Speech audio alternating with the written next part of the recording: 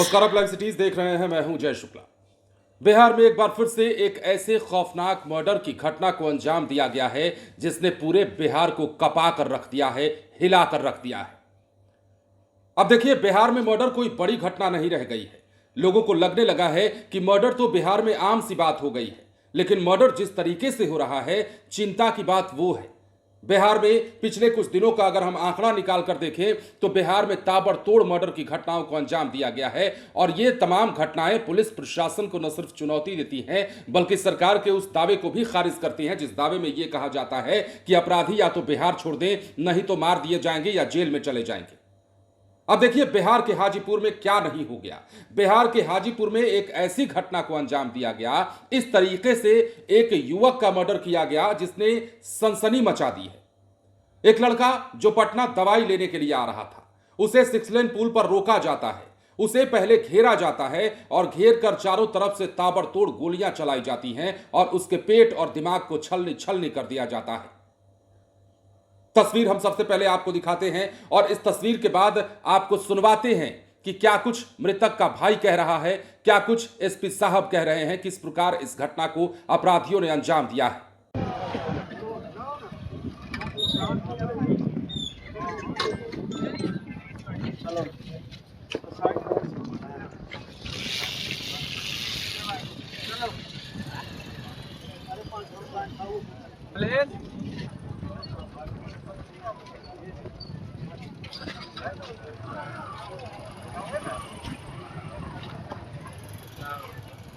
घटना कुछ नहीं हुआ है।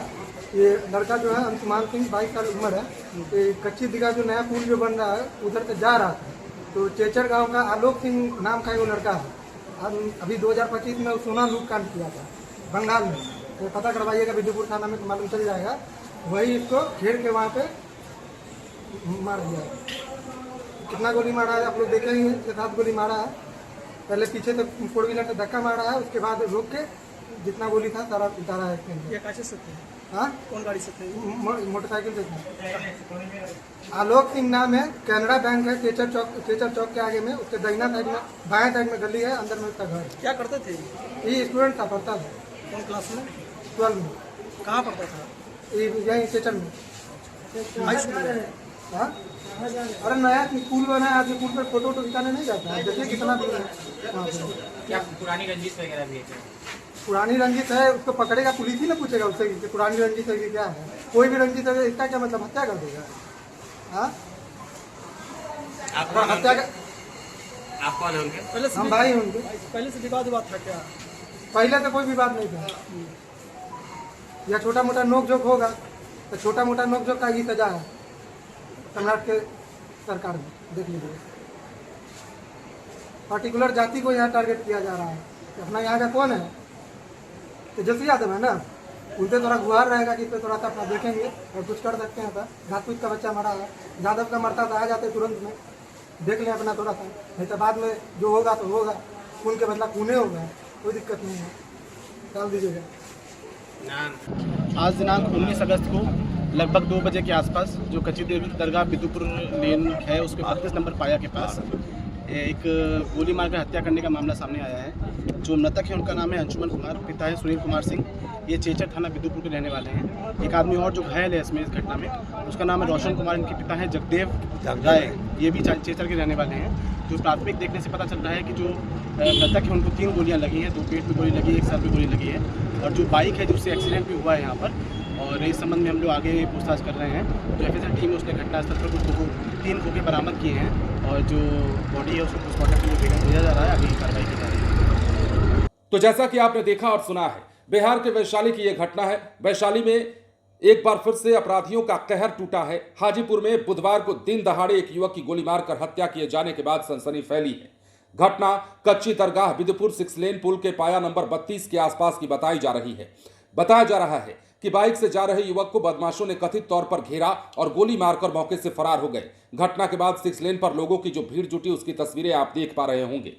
मृतक की पहचान चेचर निवासी 22 साल के अंशुमन कुमार के रूप में हुई है। परिजनों के मुताबिक अंशुमन 12वीं कक्षा का छात्र था और नए 6 लेन पुल पर घूमने और फोटो खींचने के लिए गया हुआ था। इसी दौरान उसके साथ ये वारदात हुई। अब मृतक के चचेरे भाई गौरव कुमार का आरोप है कि कार सवार बदमाश ने पहले अंशुमन की बाइक में 4 पहिया वाहन से टक्कर मारी। इसके बाद उसके गिरने पर आरोपियों ने गोली मार दी। गौरव ने दावा किया कि परिवार का किसी से कोई बड़ा विवाद नहीं था। हालांकि पुलिस अभी भी हत्या के कारणों के घटनाक्रम की जांच कर रही है। अब अलग अलग एंगल इसमें आ रहे हैं। घटना की सूचना मिलते ही पुलिस मौके पर पहुंची, जांच शुरू हुई। वैशाली एसपी शुभांक मिश्रा भी पहुंचे। उन्होंने क्या कुछ बताया है आपने सुना है। किस तरीके से 3 गोलियां लगने की बात की जा रही है, लेकिन कई लोग कह रहे हैं कि ज्यादा गोलियां मारी गई हैं। लेकिन जो स्पष्ट रूप से दिखाई देता है वो दिखाई देता है कि पेट में 2 गोलियां और सिर में 1 गोली मारी गई है, जैसा कि एसपी साहब भी बता रहे थे। पुलिस ने शव को कब्जे में लिया, लेकिन इस घटना के बाद इलाके में तनाव और आक्रोश का माहौल फैला हुआ है। एसपी ने यह भी बताया है कि इसी दौरान 6 लेन पर एक सड़क दुर्घटना में एक व्यक्ति के घायल होने की सूचना मिली। पुलिस दोनों घटनाओं की जानकारी जुटा रही है। कहीं इस घटना का उस घटना से कोई कनेक्शन तो नहीं। हालांकि अलग अलग घटनाएं थी। सवाल हमारा यह नहीं है कि बिहार में एक और मर्डर हो गया। चिंता इस बात की नहीं है कि बिहार में एक और युवा सरेराह सरेआम दिन दहाड़े गोलियों का शिकार हो गया।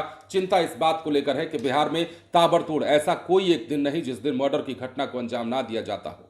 अपराधी बेखौफ होकर आते हैं, मारते हैं। और जिस हाजीपुर की हम खबर आपको बता रहे हैं, 6-7 दिन पहले लगभग, अगर हम सही हैं तो इसी हाजीपुर में एक ठेकेदार की हत्या कर दी गई थी और उस हत्या के बाद भी सनसनी मची थी। उस हत्या के बाद भी हमने सवाल उठाया था। लेकिन उसी वैशाली में एक बार फिर से दिन दहाड़े बेखौफ अपराधियों ने एक बाइक सवार को इस तरीके से घेर कर गोलियां मारी हैं, मानो हत्या न कर रहे हों, शिकार करने आए हों। इस तरीके से उसे घेर करके गोली मारी गई है। मतलब इस तरीके की वारदातें बिहार में और सनसनी मचाने वाली। सवाल आखिर किससे किया जाए? सवाल लोगों के जहन में भी है, दहशत लोगों के मन में भी है कि दिन दहाड़े जिसे चाहिए जब चाहिए गोली मारकर फरार हो जाना है। अपराधियों के हौसले इतने बुलंद हैं। अब जिस तरीके से यह हत्या हुई है, परिवार में कोहराम मचा हुआ है। पुलिस के बड़े बड़े अधिकारी इस मामले की गुत्थी सुलझाने में लगे हैं, अपराधियों के धरपकड़ में लगे हुए हैं, छापेमारी की जा रही है और देर सवेर हो सकता है अपराधी पकड़ में भी आ जाए, जेल की सजा भी हो जाए। लेकिन उसके बाद क्या यह सजा वैसे अपराधियों के लिए पर्याप्त मानी जा सकती है जो अपराधी दिन दहाड़े किसी को गोली मारकर उसे मौत के घाट उतार कर चले जाते हैं? क्या अपराधियों के लिए यह सजा पर्याप्त मानी जा सकती है कि अपराधी को पुलिस एनकाउंटर कर दे, वो भी हाफ एनकाउंटर? बिल्कुल नहीं। यह सजा पर्याप्त नहीं होगी बिहार में इस तरीके के अपराधियों के लिए जो निर्दोषों को या फिर राह चलते लोगों को गोली मारते हैं। हो सकता है आपसी विवाद रहा हो सकता है पहले की कोई रंजिश रही हो या फिर अंदरूनी कोई कलह रहा हो, लेकिन इस विवाद के चलते किसी की मौत, किसी के मर्डर को अंजाम दे देना, किसी की हत्या कर देना, यह कतई बर्दाश्त नहीं किया जा सकता और यह पुलिस प्रशासन को सोचना चाहिए।